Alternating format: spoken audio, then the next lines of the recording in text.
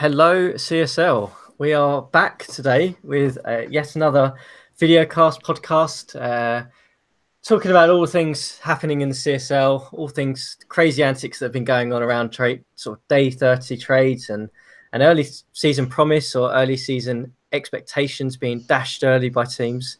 And we've got quite a packed audience today in terms of guests on the show to talk about this.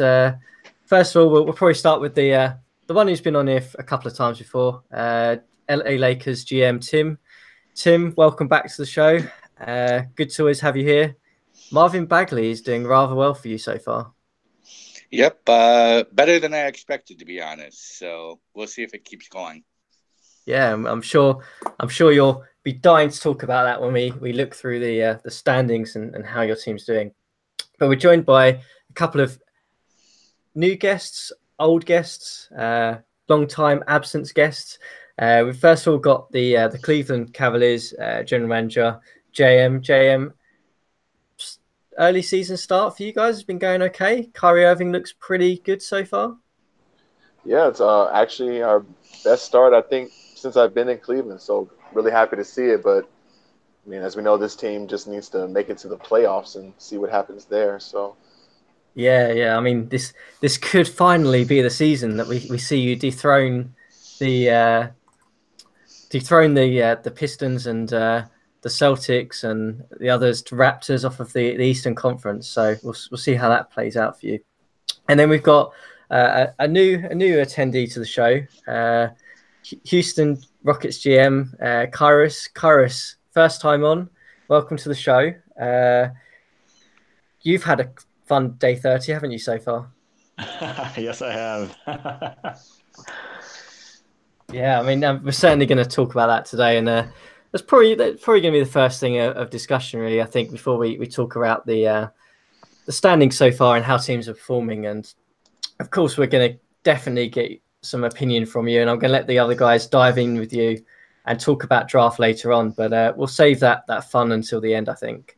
But let's talk about the trade first of all. So for those of you who know anything about the CSL, will certainly know that Kemba Walker is probably the most successful player that we've ever had in this league, and we all know the off-season antics with the Pistons finally trading him after the Willie won't he move last season towards the end.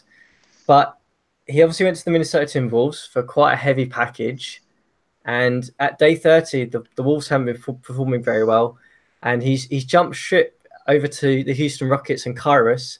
And I think before I let the other guys jump in and ask you about this trade and your thoughts, I think let's just get a couple of a minute from you in terms of your thinking behind this trade. And you've got a young team with Karl Anthony Towns and a Monk, and you're building it, and you've just, in my opinion, pulled off a fantastic move here.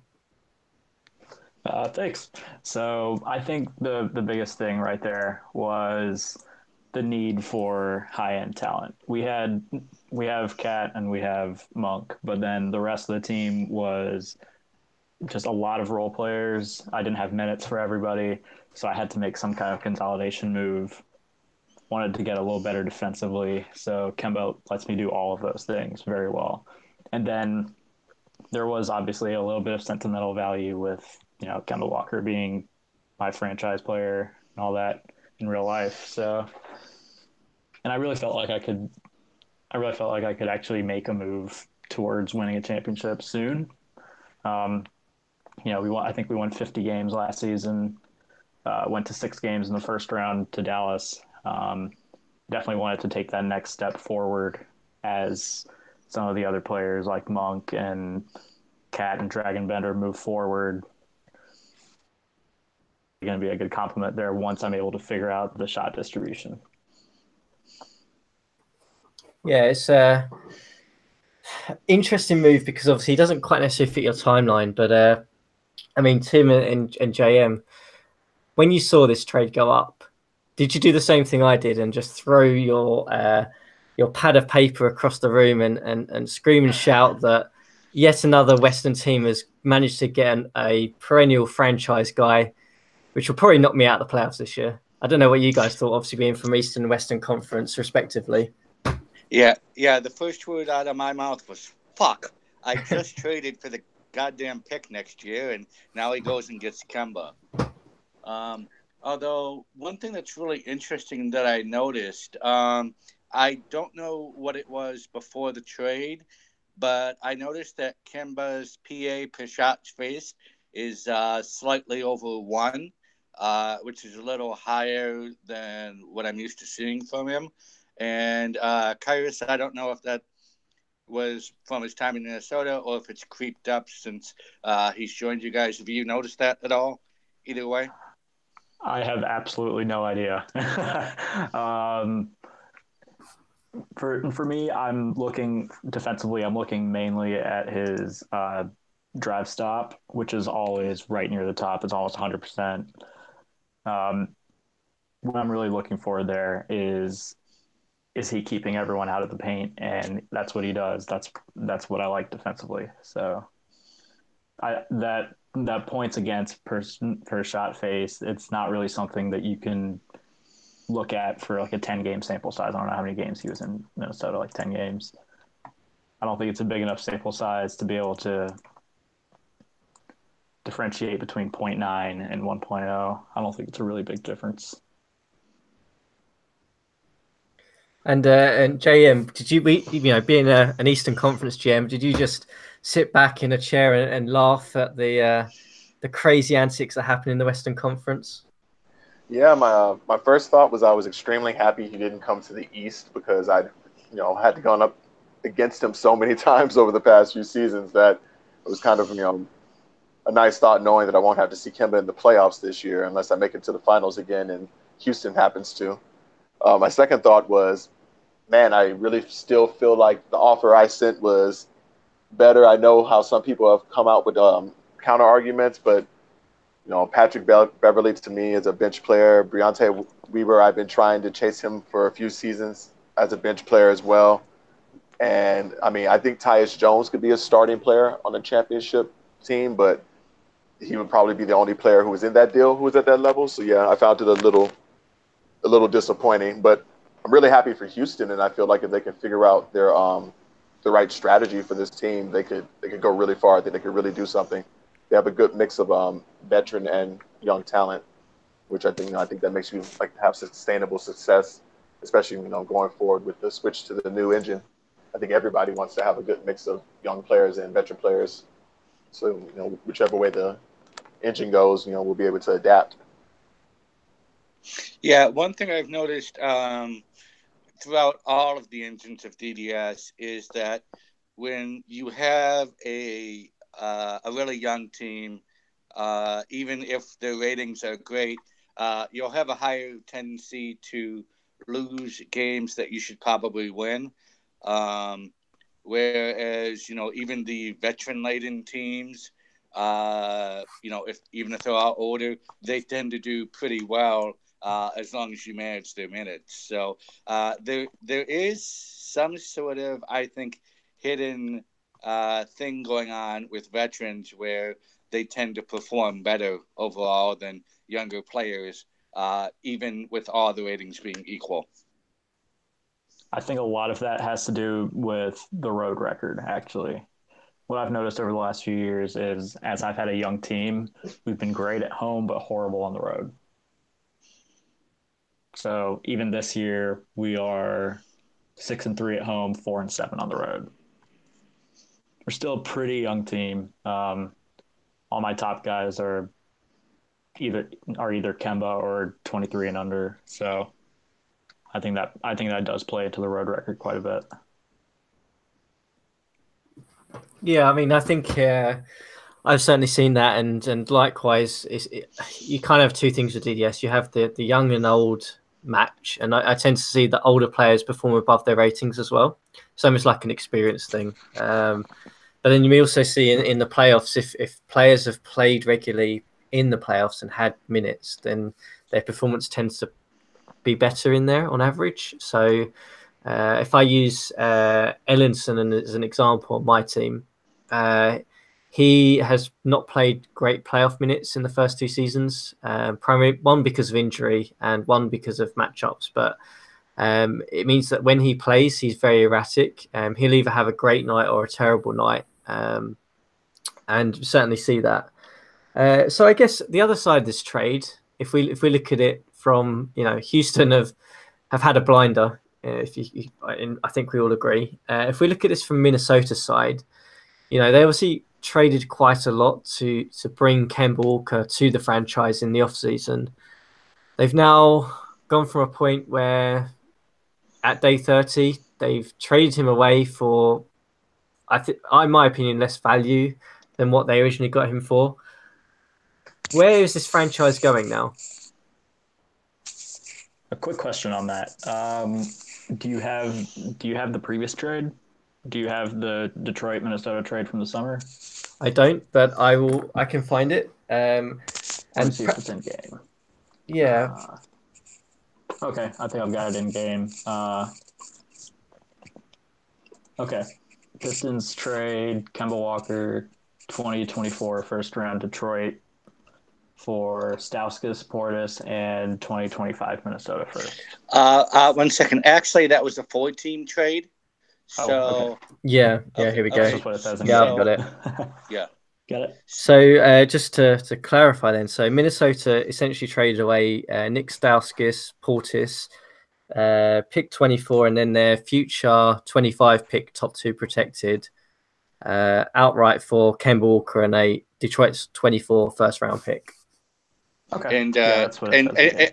And Trevon Jackson and Dennis Schroeder, if they matter at all. Yeah. So I think for me, they gave up quite a lot to acquire Kemba Walker and essentially trade him for less. But interested to hear what you both think in terms of, so they've obviously traded Kemba and some additional package pieces for Tyus Jones, which is probably the biggest piece in the deal. Briante Weber, who is as JM said earlier, probably a bench player. Avery Bradley still particularly solid, and Delon Wright, who has been traded around more times than I can think. So those guys coming to a Minnesota team that's still got Cousins and not a lot else that I can remember. Where is this franchise going? Is it still a playoff team? Is it a team that's middle ground now? Have they taken a big step back, or what do you guys think? Okay, I'll go ahead. So I'm actually of the opinion that it's not. I don't think it's a great move, but I don't think it's a bad move either. So Minnesota, I think even before the Kemba trade, I don't think that they were in position to make a playoff push. They may have maybe made the 8th seed or something like that, but they weren't really going anywhere. So this is kind of a move for them to undo that move, get some younger talent in there. Tyus Jones is 22 years old. Weber's 24. And then the rest of the pieces are mainly bench pieces, filler pieces. So the way I see it is Tyus Jones has his entire prime ahead of him. He's going to have probably 10 years at his current level, which is being a really efficient three-point shooter with volume, a good playmaker. I think he's worth a lottery pick. I think he's worth the lottery pick by himself. And then Weber, obviously being a great defender, not really much on the offensive end. But I think given what they gave up, which is probably a mid to late lottery first, I don't think it's that bad of a trade. All things considered. Yeah, for me, the trade definitely made them a lot deeper in terms of their guard situation. They can throw out a lot of different looks out there now that they couldn't before. And let's see, financially, DeLon Wright's a 15.5 expiring. Patrick Beverley's a 5.3 expiring. Okay, they're at Okay, so that's not going to be a huge difference because they're. Oh, but Cousins and Saric are also significant expirings as well. So maybe it's a situation where Minnesota can free up some cap space, and this off season, and maybe go hunting for somebody, possibly. Um, so in terms of obviously Kemba's the best talent, but I also don't think this is a horrible trade just because it gave them a lot more depth at point guard, shooting guard, small forward than they had before. And I'm kind of the same situation. Minnesota wasn't going anywhere than number 8 at most, so why not do this deal? I know Rox is trying to trade Cousins as well, so maybe he'll finally stick to a plan and continue rebuilding. I don't know. Yeah. They don't have all of their future firsts. That is a little bit of a problem. They do have, not this coming year, but the next year's, the 2024 first rounder of their own. They do have Toronto's this year. They've got some early seconds that I gave them last year. So they do have ways to improve the roster, but they only have one of their next 3 picks of their own. Yeah, I mean, I think their saving grace possibly this year could be that Raptors pick if Toronto carry on performing at the level they are. That may turn into a higher pick than they probably anticipated when they originally got it. I think for me, there's kind of 2 schools of thought here. I mean, after I got past the anger and disappointment that Kemba Walker is back on a team that's probably going to use him properly. I mean, the deal. I still think the deal is awful for Minnesota, but I think there's a couple of things to consider that probably don't make it quite as bad as I initially thought. So, obviously, Tim, you pointed on the cap space. I mean, the big if on that for me is if we move to a player agency system this year, that cap space could be huge because it probably increases the likelihood they could maybe convince someone if they stay competitive. If they don't and they rely on DDS, who on earth knows what's going to happen? The other aspect of it is this 25 pick and the second round. Not second round, the top 2 protected. So the way it's looking at the moment is the Timberwolves are not going to make the playoffs, and they've got a couple of picks to use, and if they use them well over the next couple of years, they could be a middling team possibly by then, or if they pick a rabbit out of the hat, they could excel massively like Philadelphia did with Lonzo Ball. But for me, the interesting piece, and for me, is obviously we're moving to the new DDS engine in, I think, 2 seasons, if I remember correctly. And Tyus Jones is a guy who I think will be exceptional in the new engine. The reason is because he shoots a ridiculous amount of threes at a very good volume. And from what I've seen with the DDS 19 engine, which I think is the one we're going to use, 3-point shooting is so essential in it. If you've got a good 3-point shooting team and you can run the various systems that encourage that, he could go from shooting 11 threes a game to probably, based on the ratings, shooting between 15 to 20. And if he carries on shooting at 42%, which he is this year, then he could be exceptional, regardless of his terrible defense. So there's some big ifs for Minnesota, and I still think overall they're going to come out worse than they probably would have been with Kemba Walker. But we'll see how it turns out for them. I won't speak on DDS 19 because I haven't used it yet. But they could probably get Tyus to 12 or 13 3-pointers right now. I think they could get him that kind of volume right now. Is that just by preference work or style? He's at 100% 3-point shooting. Okay. That was one of my pet projects while I had him. So basically turn him into basically turn him into a Klay Thompson. That's the plan. No dribbling, just shooting threes. Well, he does plenty of ball handling as well, but he's not driving. No. That's why I said he would be really good on a playoff contending team, because with his 3-point shooting, that's like the perfect counter for like Miami's 9-1-1-9 zone. Yep. I nearly didn't do the trade for that reason. It was very close. If that same player had another name other than Kemba, I'd do it. To be totally honest with you. Okay, that's interesting. So there was a little bit of sentiment involved in the deal as well. So Absolutely. don't necessarily see that in CSL. We see guys ruthless with names, but yeah. I was on the fence. That pushed me over. I wouldn't. Yeah, if Kemba had worse ratings, I wouldn't have done it. But Okay. And then I mean we did talk a little bit about the Rockets going forward, and you're currently at 0.500. Early days still, obviously, but where do you feel this puts you in the Western Conference now? It's tough to say because I'm still trying to work out the shot distribution and trying to figure out, exactly what strats we want to run, all that kind of stuff. Right now, the thing that gives me pause is how much Kemba shoots and at the percentage that he shoots it. Because my top two guys, Cat and Monk, they're efficiency beasts. They shoot 60% true shooting.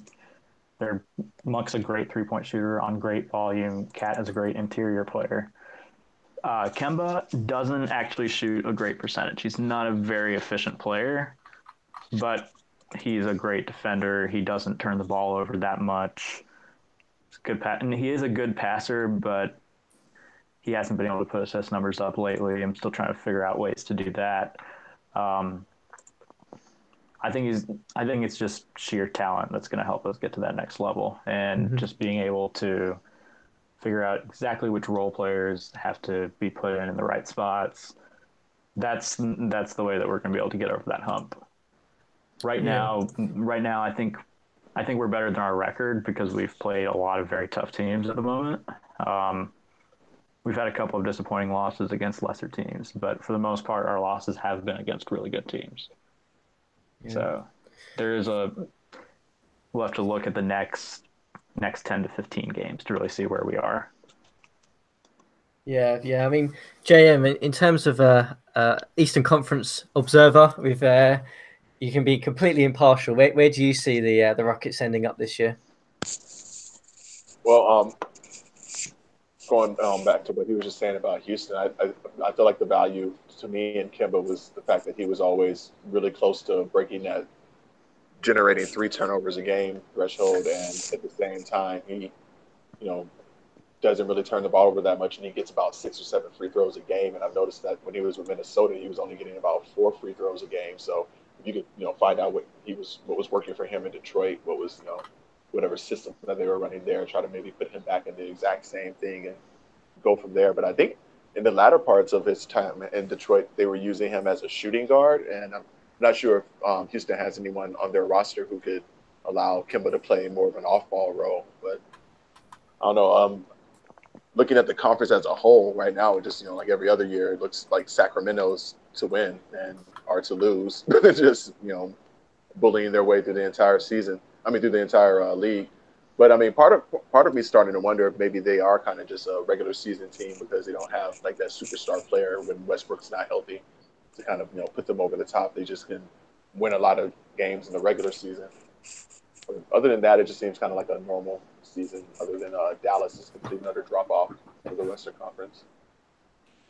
Yeah, see, I guess you're sort of saying that you see Houston probably in the pack, but probably not above the Kings or the Suns or probably the Thunder at this point.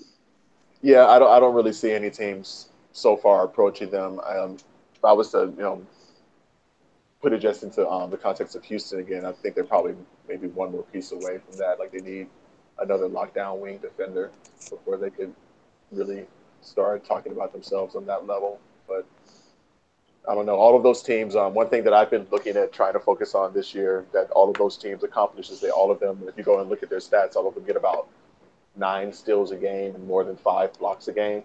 And all of the top teams in the league, I think, are at that level. And that was one thing that I tried to focus on doing in the latter parts of the last 2 seasons. And it sucks that I'm finally there now at the point where Blake's too old. But I think if Houston can get to that point where they have that type of defense with Kemba, then you could talk about them winning the West. Yeah, that's where I was trying to get at when I picked up Briante Weber in the summer, when I tried to get Avery Bradley and some of the other guys that I got, and then had to turn all of those back over to get Kemba. But if Kemba's able to force 3+ turnovers a game, that's going to be a big step up for our starting lineup for sure. Being able to pair him up with Monk and just having a great 1-2 punch there, that'd be really nice. Yeah, it's going to be interesting to watch. I think it's going to be, to me, I see it kind of similar to the OKC situation last year, in that the actual regular season, they were a bit up and down, finding the right rhythm and finding the right rotations and testing a few things. And obviously when they got into the playoffs, it was a whole different story. I mean, I can see that with Houston in terms of the season will probably be up and down. You'll get there in the end once you've got the rotations right and the strategy right, but it depends how quickly you get there, and then hopefully in the off season, in the playoffs, you'll be there or thereabouts. So, question: what seed was Oklahoma City last year? That's a good question. I want to say 3. No, 4. 4. I think they were 4. I think they were 4. Yeah. 4. Yeah, that's true, because I was in the 3-6. They were in the 4-5 matchup. Yep. Okay. Yeah. Because personally, that's where I see Houston topping out as the 4 seed, because I don't see them catching the big 3 of Phoenix, Sacramento, Oklahoma City, just because even though we're only a quarter of the way through the season, there's still a huge gap that's going to be tough to make up. I do think they'll probably win the division once you get sorted out, because Memphis is still doing Memphis things where they hover around that above 500 but nowhere near contending stage. So and you're only a game and a half behind, and that's easy to make up. So right. I think Memphis has a really good thing going there, actually. I just don't think they're running the right strats at the moment. They have a lot of defensive talent, and then they've got an offensive guy in Levine who can be really efficient to kind of lead his offense. I think they've got a good thing going there. They just need to figure out what strats they want to run as well. That ties nicely into probably the next part of the episode, in terms of looking around the league and teams who are performing badly, performing really well, performing above your expectations. Chris, hold on 1 second. While we're expressing, we were talking about the Kemba trade, we should also talk about the other trade that Minnesota made with Indiana, where they got Swanigan. We can absolutely, Tim. That's perfectly fine. Let's rewind then a little bit and talk about the other Indiana Minnesota trade, which was the one of probably about 7 that actually went through, I think, in the end. But Tim, feel free. I've got it up. We've got obviously Beverly and Swanigan going to Minnesota in exchange for a couple of second-round picks and the atrocious Brandon Jennings contract that was signed in the offseason. Well, I don't know if I'd call it atrocious. I mean, he's not worth that, Tim. He's not worth $5.5 million. I've had him for 2 seasons. He's not worth that. but no, I mean, Jennings is a decent 6-man to have, and $5.5 million for a 6-man is fine. Just because he didn't work in Portland doesn't mean he's complete trash. But that is a complete trash deal for Indiana. And this one I was actually excited about, because I'm like, yes, I have Indiana's pick next year too.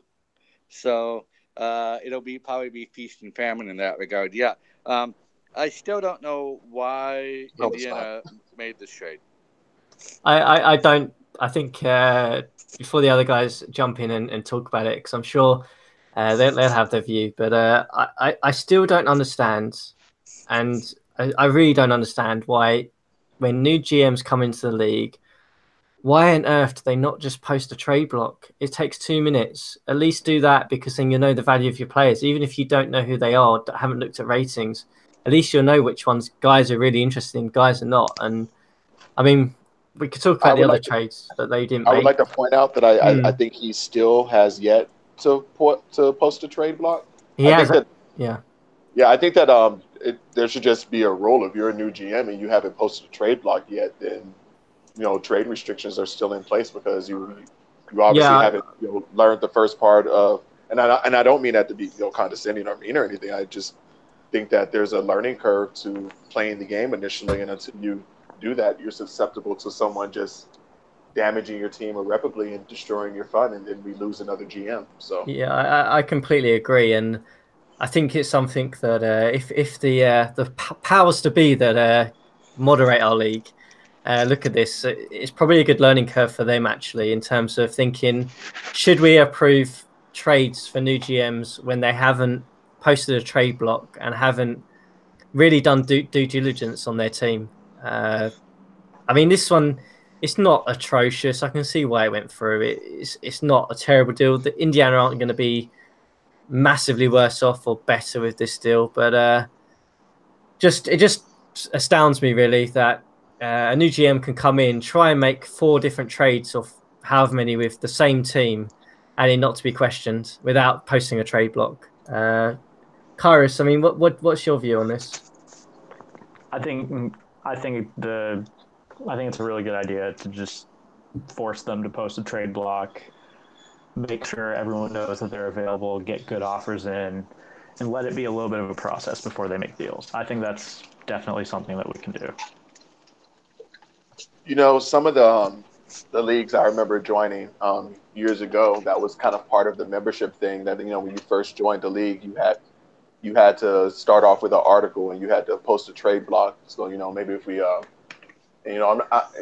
again, like, we understand this is all supposed to be fun and like it's a game and everything, but for the long term like health of the league, if someone comes in and their team gets wrecked, they're going to quit. So Yep. And I think, don't quote me on this, but I think that's how the CSL started as well, or at least it may have been the old CSL. I'm not really sure, but at some point you definitely had to post articles for all your trades. You had to get a preseason article and stuff like that. So I wouldn't be opposed to bringing that back. But yeah, and I know I'm the last to talk. I haven't written a good article in a while, but I mean, at least I'm active. So yeah. Yeah, I mean, I think we all agree on the point of view for this. But in terms of the trade, Tim, obviously Minnesota getting Swanigan and Beverly, 2 one-sided players in terms of the defense. Does this help them after the Kemba Walker trade?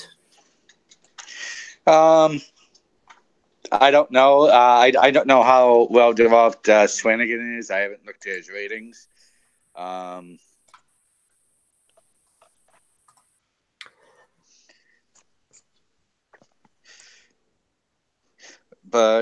one thing I will say is I think the combination of both trades ended up making them younger and deeper, which I think will help given that they don't have their picks, because that will make them a little bit more injury resistant, as opposed to if, say Kemba tore his ACL or something, well, then Minnesota's completely screwed. Then they have nothing.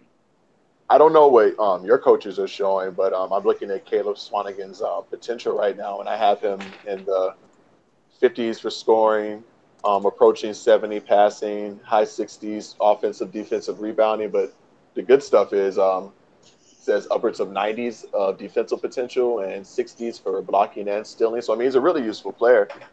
And again, I think Tyus Jones is a really, really useful player as well. So I mean, the Timberwolves, did get some good stuff in their recent moves. I just don't know if I've never really seen Roxy build with young players before, so I'll be curious to see how that goes.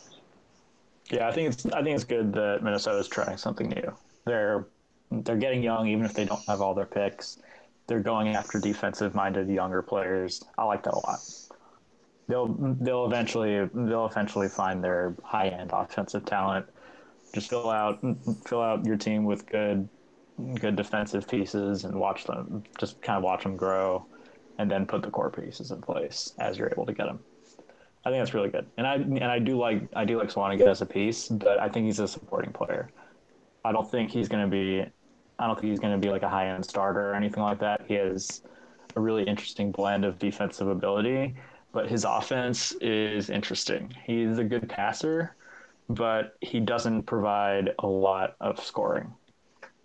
He's not. I don't think he's particularly efficient from memory. I think he's kind of a low 50 or maybe a low 50s percentage guy on the inside. He's not really going to shoot a lot of birds or anything like that. So he's not going to be a big offensive weapon, but he's got some interesting qualities. It'll be interesting to see how he develops. Well, and I think having a high passer rating in the post is one of the more underrated ways to improve an offense. It seems to me that when you have a good passer in the post, your entire offense ends up being better.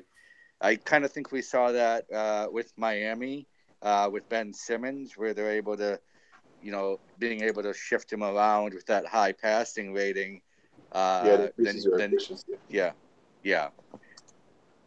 Yeah, I've definitely noticed teams improving from a win standpoint, but surprisingly, you don't see a big uptick in assists from front court players. So if you put someone like Bender, Dragon Bender, that's not a great example. He's not averaging a lot right now, but there are some other players that I've used over the years. They've had high passing ratings. They'll get good assist numbers at shooting guard, small forward. You push them to a power forward or center, and their assists will drop, but the offense as a whole improves. Right. So it's a little bit weird like that, but it does appear to work. It's one of the next things that I'm actually trying with my team. I'm going to be pushing Bender to the 4. I might actually move Looney back to the 3 and see what happens. Yeah, I think it tends to drop down the turnover numbers in particular, because you tend to see the post players have quite high turnover numbers based on the limited assists that they will produce. So that tends to be the issue, I think. And rather than them actually getting assists, it tends to be that they can just move the ball around a little bit better and a bit more efficient with it, usually in DDS. But I have to say, Kairos, you've spoken like a true diplomat on Minnesota. So congratulations for that. That was certainly well said, and hopefully it does work out for Minnesota, because Roxy's been around a little while and he's had some really down seasons. So it'd be nice to see them actually, make some progress, and even if it is with some younger players and some just general development there. But yeah, I think they've got a better future now than they did a week ago. I will say that. Like 3 years down the road, I think they're better off now than they were a week ago. Of course, they've lost Ken Walker. Of course, they've got better. But let's move on and talk about a couple of other teams in the league in terms of how they've started. And I guess the first one that you guys mentioned to me before we came on this episode was the Utah Jazz. In terms of, they had a really good season last year. They were a little bit unlucky in the playoffs. OKC kind of just dominated in the end, but 10-12 at the moment, similar sort of team to last year. What's going wrong, do you think, JM?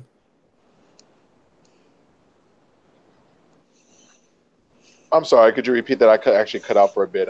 Sure. So we've been talking about the Jazz, and just interested to get your thoughts on, they haven't started very well this season. Similar sort of rotation and team to last year. What's going wrong for them so far? I'm not sure. I'm the wrong one to ask about that, because I thought for sure when I had a matchup against them that I had figured something out, and I ended up losing my game against them. It's one of my few losses this season. So far, I think it's just lineup problems. I think that he's not playing his most logical lineup, and he's suffering for it. I think we've seen in the past with other teams, like, just play your best players. I'm not sure I would be starting Jalen Jones just about yet. And, Gorgie Ding's a really good piece, but I feel like he's more of a bench piece. I think that, they could do better with a better starting big. Maybe try to go small and try Edwin, as a starting piece, or and just change something up. There's just something not working. I think they've changed lineups a lot this season. I think they've been trying new things just about every other sim from what I've seen.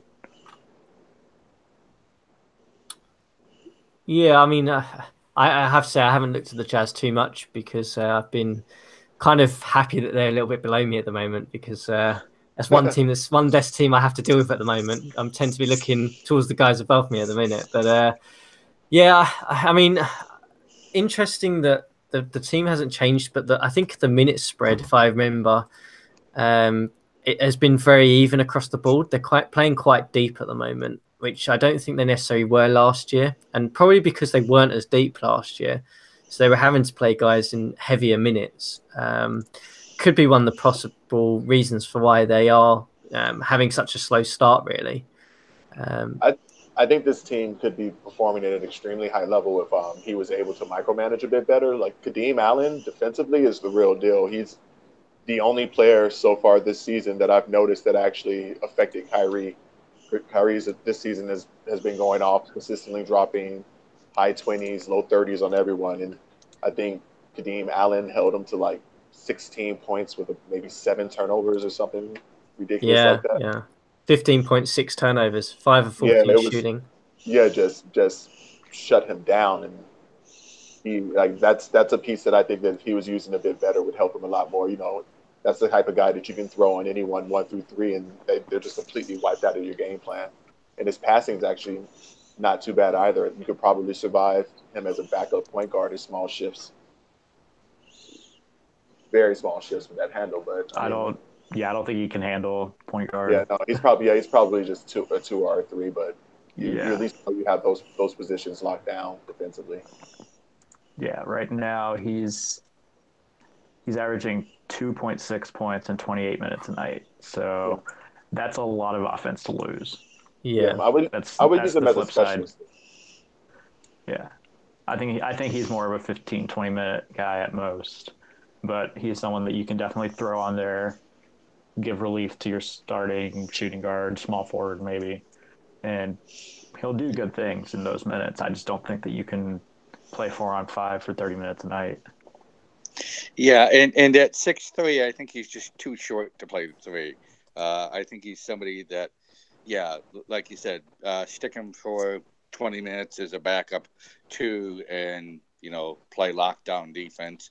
And especially if you can surround him with other people who can score and shoot. So, yeah, Utah doesn't have a shortage of that. So they can definitely throw him into some lineups with Curry and Porzingis in there, and they'll notice not having a 5th guy out there on offense, but they'll survive. Like we give him more minutes to Trayvon, maybe concentrate on trying to make him a bit more efficient of a player. Definitely, but they have some great like low post defensive players, and they have 2 really good shot blockers, so they could play some really good defensive lineups. But now that I'm really giving them a good look, I think that they're having trouble figuring out what I think it's lineups and where they're going to get their scoring from in each lineup. They have to really do some work in their sub matrix. Yeah, I think the one area from their roster that needs improving is the forward spots. Is right now they're starting Jalen Jones at small forward because I don't think they have Edwin, but then after that they don't really have any other options at small forward. They don't. Everyone else is either a guard or a big. They don't really have anyone that can slot in the middle. Didn't they actually make a trade? Isn't Fuquan Edwin not who they were playing in that position last season? Did they? There was a little bit of controversy, and people told him that he didn't make that great of a trade for Fuquan, and I guess maybe that's. He traded Giannis, I think. Yeah, yeah. I mean, I'm surprised that he hasn't given Nevin Turner a bit more of a run in terms of the wing position, because I'm just looking now, and he's not amazing by any stretch of the imagination, but he's had a bit of a tarnished record with that salary he's had for a while, and they managed to pick him up on a minimum, and he looking at his ratings and his general percentages, he could probably do a few minutes there quite comfortably for them without them losing anything major. I mean, he'd be fairly effective on both sides of the ball. So maybe he's an option that they should perhaps be giving more minutes to. They could. I think it's not much of a problem with their depth. I think they've got a few bench pieces that they can slot in there. They just don't have a starter at that small forward position. Yeah, they're playing small forward by committee right now. They've got guys like let's see Jalen Jones in there. They're giving Allen quite a few minutes, small forward. They're giving Edwin, and they're giving 4 different guys minutes at small forward right now, looking at their sub matrix. So yeah, maybe I guess, I mean, it's still early days, obviously, but perhaps he's still trying to assess who's going to be the full-time minutes guy there. Or whether he needs to acquire someone, I guess, because he's probably, I guess he may be thinking that he knows what his best lineup is from last season. He knows he can get wins on the turn if he needs it. Perhaps he just needs to find out who can do it, who can't do it, and who he needs to acquire, possibly. But it's just interesting they're 10 and 12, to be honest with you, at the moment, after such a great season last year. Yeah, I think the biggest... Okay, go ahead. Yeah, I was going to say, I was just looking, and he's got 4 big men. He's got Porzingis, Dieng, Papagiannis, and Mo Bamba. So, yeah, and, some of those guys are young, and they have talent. So I would look at flipping one of those 4 bigs for, like you say, an actual legitimate starting small forward. He's got the trade piece to do that. Obviously, Porzingis is staying, but one of the 3 other guys could be dealt for a starting small forward. Yeah, I mean, I was going to say that Bamba and Jang, they're pretty similar players. They're both kind of defensive shot blockers, can rebound a little bit, and then they don't do much else otherwise. So it's definitely not a bad idea to move one of those off. I don't know about you guys, but looking closer too, I think he could finish some more of Porzingis' preference work. I mean, he still has a little bit of jumpers left, and I mean, even though he's shooting like 30% three, that's not exactly great. I mean, his best shots in the post, he could be taking at least 2 more shots in the post. Yeah, that's definitely something he could definitely work on. Yep. That's something that I'd started to work on while he was here, but I think I gave him a couple more threes and took off some of his jumpers, but there's definitely still some post work that could be done. Yeah, I mean, we'll see how it turns out for Utah, and still early days, like we said, but they've certainly got pieces and depth, and it shouldn't be an issue for them in the long run. So let's move on to another team that I wanted to talk about, really, and that is the Atlanta Hawks. So a team that has had an active GM for a little while now, and obviously had made some big moves last season to get out of the doldrums of the bottom of the Eastern Conference, and injuries hit them last year, but they've managed to bring in Lillard in the offseason and a couple of other players through the draft who have helped them sort of perform very well so far, sitting at 12 and 8. Tim, what's your assessment on them so far? Yeah, I mean, I remember last year when he made the trades, there were some people talking about, Atlanta should be doing quite a bit better now, and then they didn't. And I think a lot of that was a new GM who had acquired quite a bit of talent and was still figuring out, okay, how does this all, I don't know how much single player experience he's had, but even if he had a bunch of single player experience, there's still an adjustment from what works in single player to multiplayer. So I think it took that full season, and then also the injuries as well, to try to figure out, okay, how does this work when you're dealing with 29 other humans as opposed to the AI, which can be exploited. So I think last year was sort of an apprentice season. And then this year, once he got the knowledge, once everybody got healthy, he made a couple other deals. then he was able to finally deliver on the promise that people were, I think, anticipating last year. Yeah, I mean, JM, they're obviously developing, and the GM's obviously understanding his team a lot better this year. But surely it helps to have a backcourt of Lillard and Exum, probably the best backcourt in the Eastern Conference. Yeah, no, that having Dante Exum, I think puts anyone from a new GM to an old GM in a position to win. But he's done a really, really great job, I think, of accumulating assets that, I think when everyone comes into a team, they say, even if you have good talent, that eventually everyone makes the team into their own.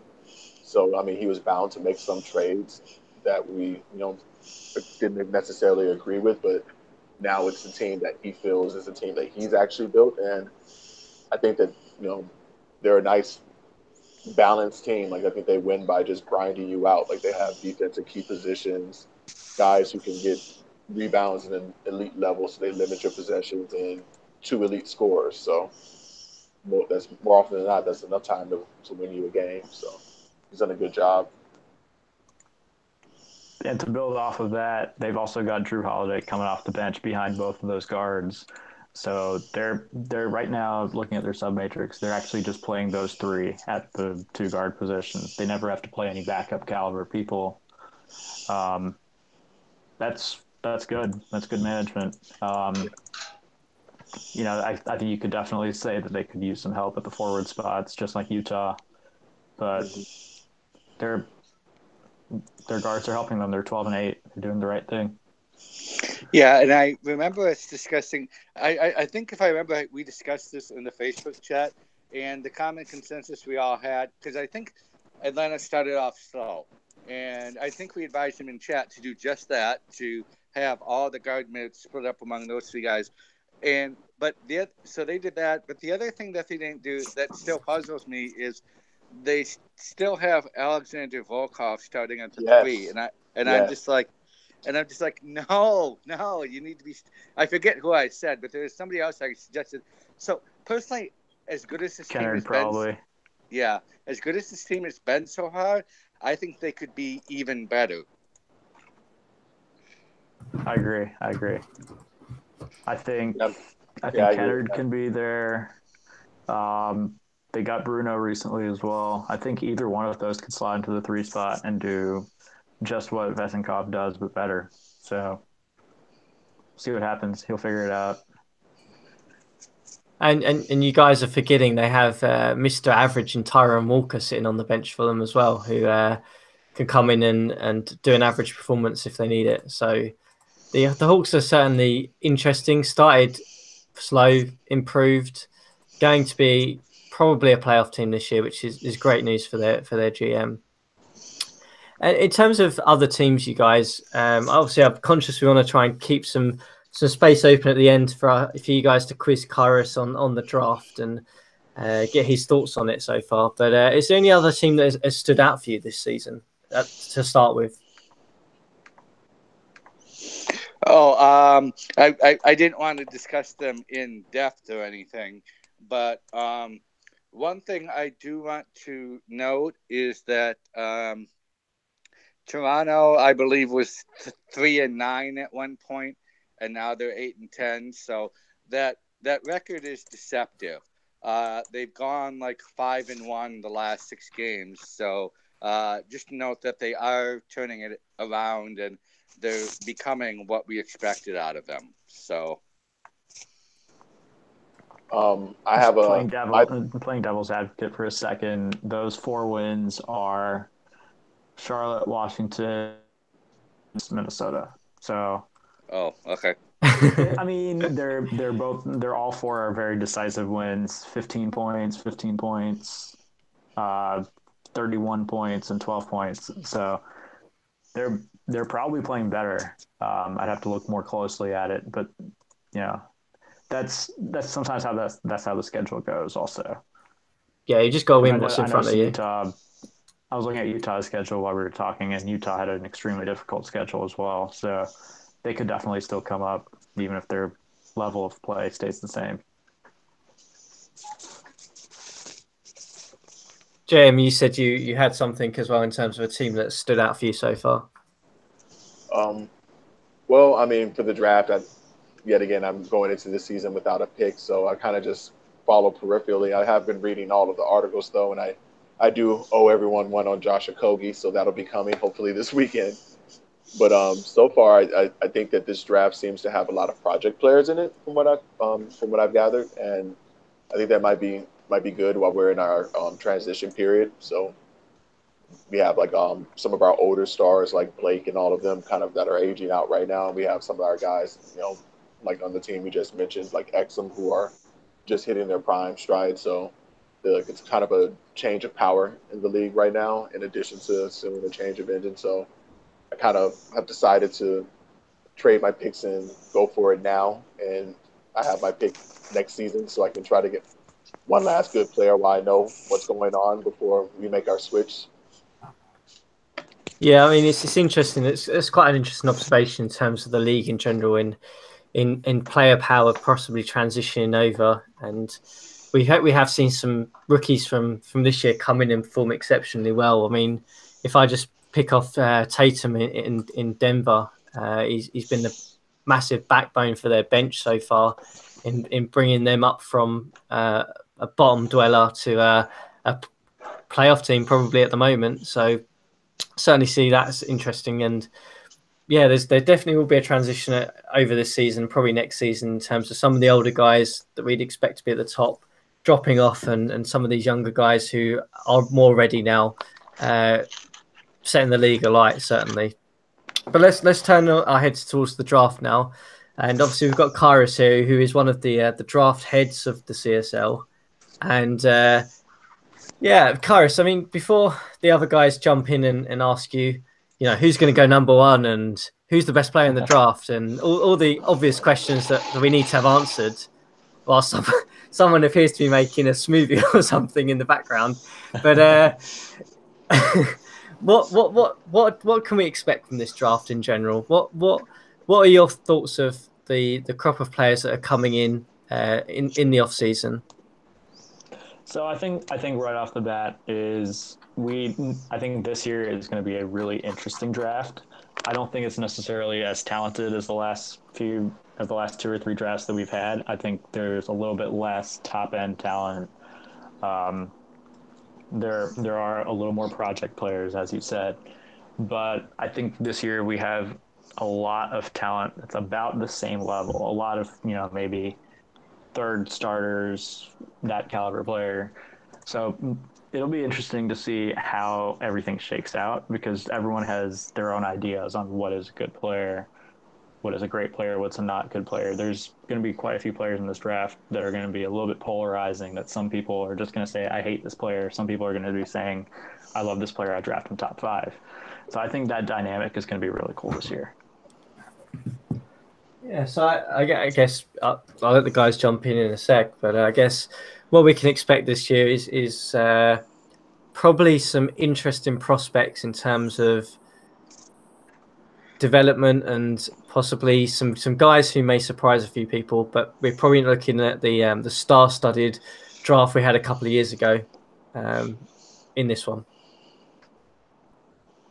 Yeah, I don't think we're going to be seeing one like this past year. I think this past year probably had about maybe 5 or 6 potential all-stars in it.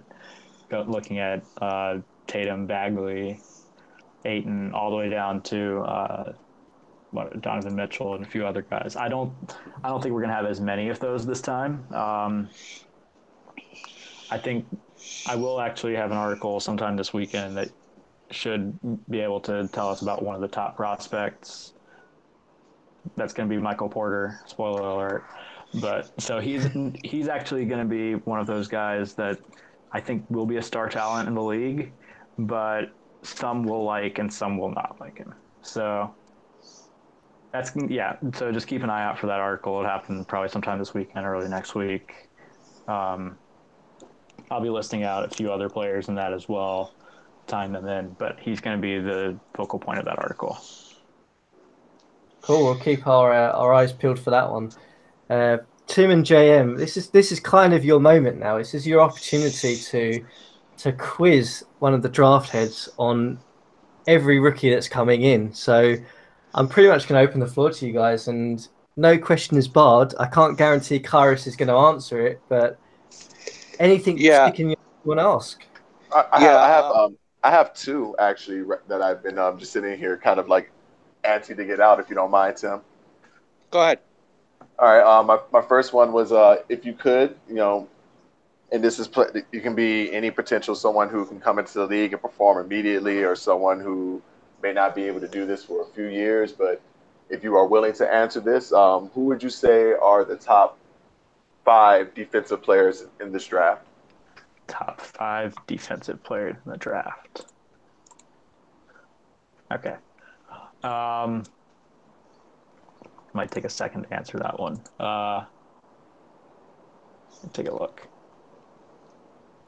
I will give out a few names. They may not be the top 5 right off the bat, but they're guys who I think have a lot of potential to be very good defenders in this league. I'm definitely looking at Jaren Jackson, big man who will be able to block a lot of shots. He's going to defend very well from all areas of the floor. He'll be able to force some turnovers as well. He's gonna be a guy that a lot of people like in this league. I would also look at Michael Bridges. He's going to be more of your high-end 3-and-D kind of guy. So he's probably one of the best defenders in this. I would maybe say he's the best wing defender in the draft. Michael Bridges, definitely. As far as defensive point guards go, I would look at Shaquille Harrison, DeAnthony Melton. I would look at them as well. I think a wild card would be Kostas Antetokounmpo. So he's a guy who may not be a great one-on-one guy, but he's going to be one that forces a ton of turnovers, blocks a ton of shots, and I think he's going to be someone that's really highly sought after. And and one other that I missed, Kaiser Gates. I think he's someone as well that's going to be a really good defensive player. I think in my draft spotlight, I compared him to Akara White, and I'm standing by that. So, well, thank you. I mean, in my mind, I think that's awesome because I'm sure one of the few things that are going to translate on both sides into the future of the league is players who can come in and play defense. Like that's all. If they can play defense, they will in any version that we play. So that was my first question, and then my second one was just a total homer question. When can we expect Zion? Can we also include an article on the trainer situation as well? I need to know when to tank. So yeah, that's not something that we ever talk about until it has already happened. We don't really release the names till then. So it was worth a shot. Stay ready. All right, Tim, the floor is yours. Flexible. Okay. So my big question is about tiers. Like last year we had a tier of roughly about 7 to 8 guys who were potential all-stars, and then we had considerable starter level depth down through pretty much throughout the first round. I think that it ended up being. It wasn't quite as obvious as it was 2 years ago or 3 years ago, whatever it was, when you had starter depth all the way down to the second round. How do you see the tiers kind of breaking out this year? Yeah. Okay. So you mentioned there was kind of a top tier last year of about, I'd say, 5 or 6 all-stars. I think that tier is probably just a couple players this year. I don't think there's going to be a ton of superstar talent this year. I think after that it gets really interesting because I think there's a lot of there's definitely a good second tier of talent where you get second and third starters, and then another tier where you get some later starters, maybe high bench players that possibly have the potential to be a number 2. So there's a pretty big tier of good starters in this draft. After that, I think there's a decent tier of role players as well. I think that about covers it. There's definitely quite a lot of starting talent here. There's a lot of different skill sets, a lot of versatile players that are going to, I think a lot of different people are going to be able to find exactly what they're looking for. Okay. And to sort of go the converse of Jam's question, and I'll limit it to 2 as well. Who do you see as the 5 most efficient shooting players? Okay. Efficient shooting. Last night I posted an article about JP McGurra. He is probably going to be the top 3-point shooter definitely in this draft. He's probably the top 3-point shooter in terms of efficiency, but may not have the volume to back it up. So he's going to kind of be in that Troy Daniels tier, as I mentioned. So he's not going to be like a high-end starter or anything like that. He's going to be a guy that you can plug in for about 15 minutes. He'll hit you a couple threes and go back to the bench again. Another one that I would look at is, got to get my list up here real quick.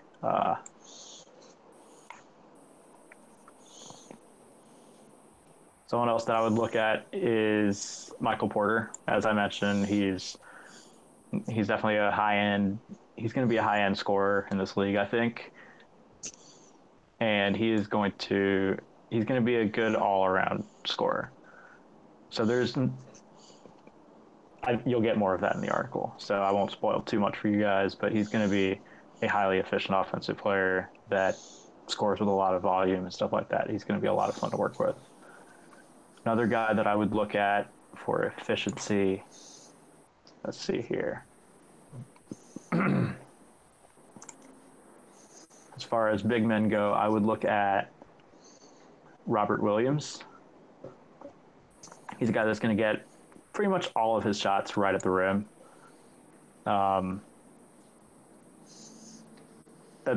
He's going to be probably one of the most efficient rim guys in the league. He's going to get lots of dunks, lots of layups, not really give you much outside of the paint, but he can be extremely efficient there. I would also look at, let's see.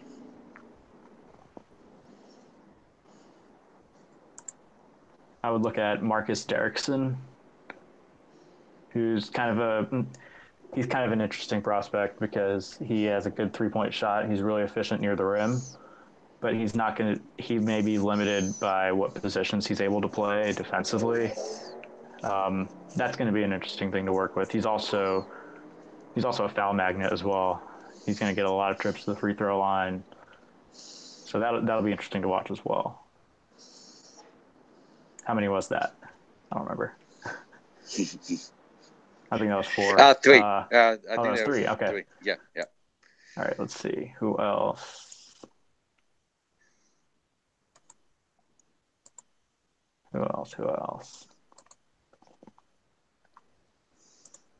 I think again, I would look at Michael Bridges for his high 3-point shooting. I think he's someone who does have an all-around game, but if a team wanted to make him just excel as a 3-and-D guy and just max out his 3-point shooting, he could be an extremely efficient option. Like kind of the way Nick Batum out in Washington does. Basically, he shoots 60-70% of his shots from 3, shoots very efficiently. He'll probably shoot more efficiently than Batum, actually. But he'll be someone to look at for sure. And let's see, I'm going to go with another big man here.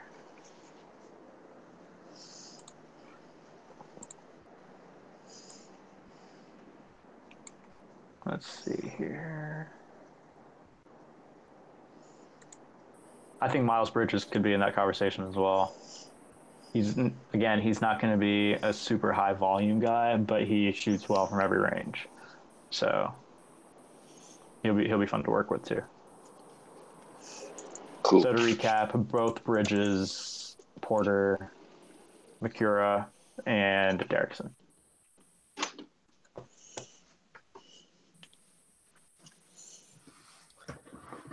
Cool. So I think we've covered a couple of draft questions there, and I mean, we'll see how it plays out. It's still early days of scouting, and we'll look forward to that Michael Porter article coming up soon. But just want to say thank you for all you guys for coming on and chatting today about the CSL, and best of luck with the rest of the season. Yep. Thank you. Thanks, Thank you everyone. for having us.